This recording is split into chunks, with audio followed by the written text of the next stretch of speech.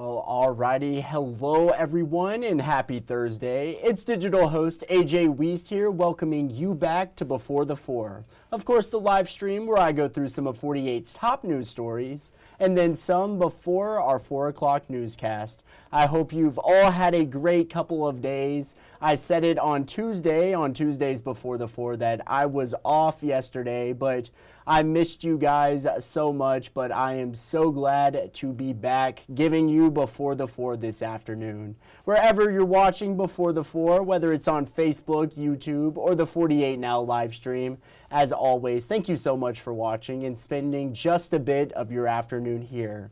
Now, let's jump into some of the day's top stories, and let's begin in Decatur, where the trial of the former Decatur police officer accused of murdering Steve Perkins has been pushed back yet again. Now, in September of 2023, Perkins was shot and killed outside of his home during a truck repossession. 3 Decatur police officers were fired while 1 officer was suspended. Marquette, who you see on the left, was arrested and charged with murder. He was later indicted on the charge. Marquette has attempted to have the charge dismissed, but the judge denied it. He also claimed self-defense and was granted an immunity hearing, but a judge also denied that claim. The trial has been pushed back over 3 times, including this time. It was initially scheduled to be in April of this year, then it was moved to June, then to November, and now will be in January of 2026. And of course, we'll have all the latest on the Marquette trial coming up in our evening newscast. But now let's talk about the weather. A first alert weather day has been activated for this upcoming Sunday for the threat of potential strong storms moving into the Tennessee Valley. 48 First Alert Chief Meteorologist Brad Travis with the latest. Brad?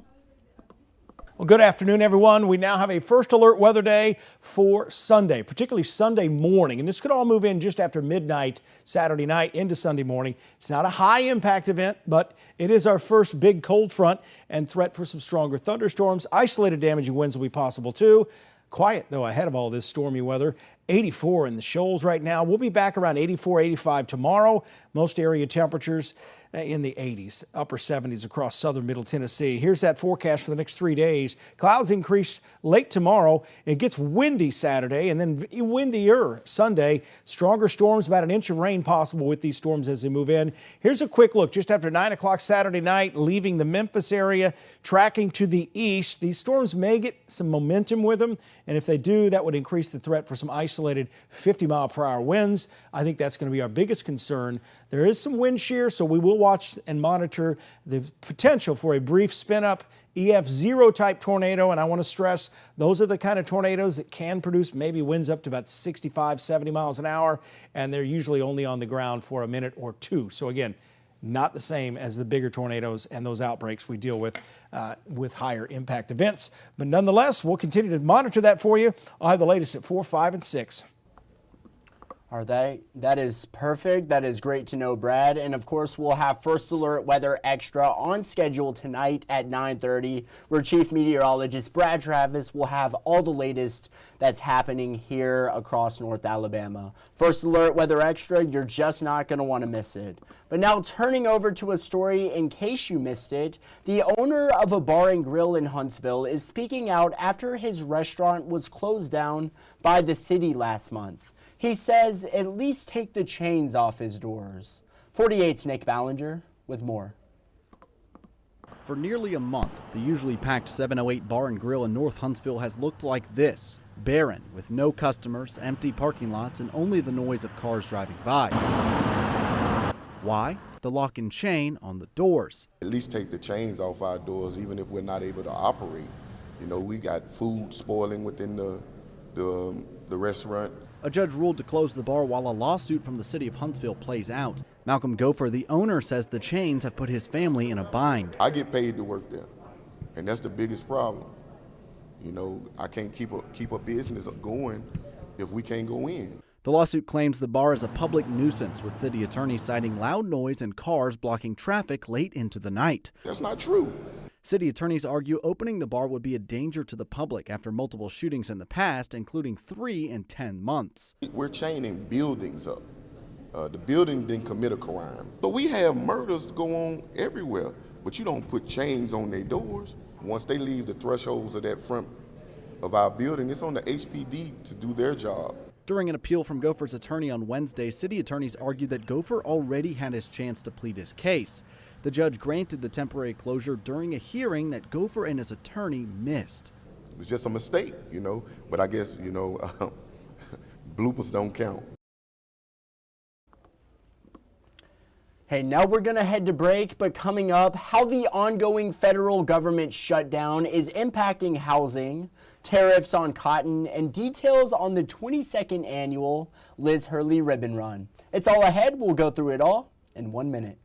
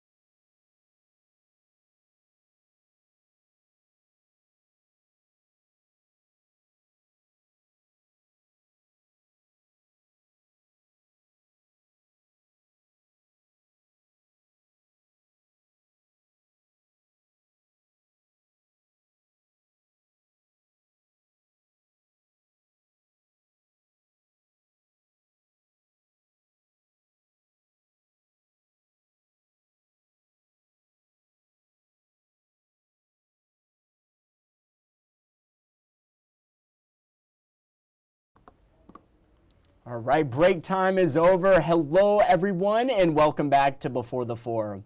Well, we are now 16 days into the federal government shutdown, and 48 Sarah Grace Kennedy recently spoke with North Alabama realtors who say the shutdown is greatly impacting the housing market. Let's take a look. Buyers and sellers, even if they're already under contract, are in a position that they're very, very nervous about the shutdown and what that may mean and how long it may go on. Parts of the USDA have been temporarily shut down until the government can pass a bill funding government services. Now, buyers in the area who are depending on USDA loans are unable to finish closing on a home. We've got buyers getting nervous about that because they're under contract. However, they can't get final loan approval. And now the sellers are saying, do we need to move on and find another buyer for our property that may not have a government loan, government-backed loan? Or do we just sit tight with this buyer? Elliot tells me that workers who were just furloughed are also unable to finish closing on a home. If you're a furloughed worker, technically, you're not currently employed. And so therefore, that's going to impact their ability to verify that you are currently employed and let you go to closing. Mike Sandoval with Capstone Realty in Huntsville tells me that this shutdown is also costing both sellers and home buyers money. You have sellers that have to hold on to their property longer. They have to make another payment. Buyers that are in temporary housing, they're having to make another payment. You have all these other costs that are involved, and it doesn't seem like much, but when you have the number of people that are impacted, it's a tremendous amount. Earlier this week, House Speaker Mike Johnson predicted that this shutdown may become the longest in history. Real estate experts tell me that if this shutdown continues, it could impact the housing industry as a whole. Now, as we go on and more government departments are shut down, and you have find it harder and harder to get this verification and all the process, everything needed for the closings, it's going to slow down the housing industry. What we're going to start seeing is a kind of like a traffic jam on the highway. Is all of a sudden when somebody a mile up the road can't close, then that affects people down the line. And this morning, Sarah Grace also reported on how the tariffs on cotton is impacting farmers here in the Tennessee Valley. Let's take a listen to what the farmers had to say. Well, it doesn't feel too good, you know. At the end of the day, we're doing things right. We're doing it the same as we as we always have, and trying to learn along the way. But at the end of the day, some things you can't control. The demand for cotton needs to increase if we want to see the price go up. Back in March, China imposed retaliatory tariffs on U.S. cotton. Extension economist Wendy Salwadago tells me this decreases the demand for U.S.-grown cotton, putting a strain on local farmers. It basically makes the price of U.S. cotton, as we export it, higher to people who potentially would import it if they have those tariffs on it. And so it makes them less likely to import cotton from the U.S. And so what's happened is when they do impose those tariffs, they tend to prefer to buy from other countries instead. Grayson Lauderdale tells me this is causing the price of cotton in America to go down. Cotton closed at 63 cents a pound today. That's the same price it was in 1970, and I can assure you their pickers didn't cost $1 million. At Auburn, we did an analysis, and break-even price for cotton was probably somewhere between 92 cents to $1 per pound, depending on how much farmers yield. And so looking at losing at least 30 cents per pound of cotton sold. And so that's been really detrimental to our producers. But now, lawmakers are hoping to change this by increasing the demand once again. The Buying American Cotton Act would help encourage more businesses to purchase U.S.-grown cotton by making it more affordable through tax incentives. Extension cotton specialist Joshua Lee says he's in support. With this Buy American Cotton Act, get cotton products on the shelf in front of the American viewer is going to be really big. Instead of picking that polyester, or plastic-based, material, they're going to pick and buy American cotton, and I think that's going to be really big. Anything, whether it's legislative-wise or just, the choices you make, if it has U.S. cotton in it, that's a good thing, So if we can increase the demand, obviously it would help the price, and it would keep us in business. But now let's look at some new jobs heading to the area. Toyota Alabama, for one, is adding about 350 of them. Toyota announced yesterday that it's looking to improve Toyota Tacoma, Tundra, and Sequoia lines, and it needs the personnel to do it. 48's Faith Delp reports. Toyota Alabama has made thousands of engines right here for cars across North America. With a $282 million investment, they now will also be making differentials for 3 kinds of trucks. It is great for this plant, so really take advantage of all the square footage you have.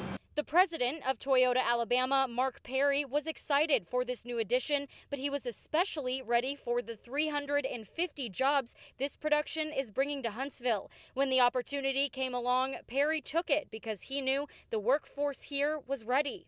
We said, we've got the folks here that can hire. We've got a great workforce here. We've got a very good pool.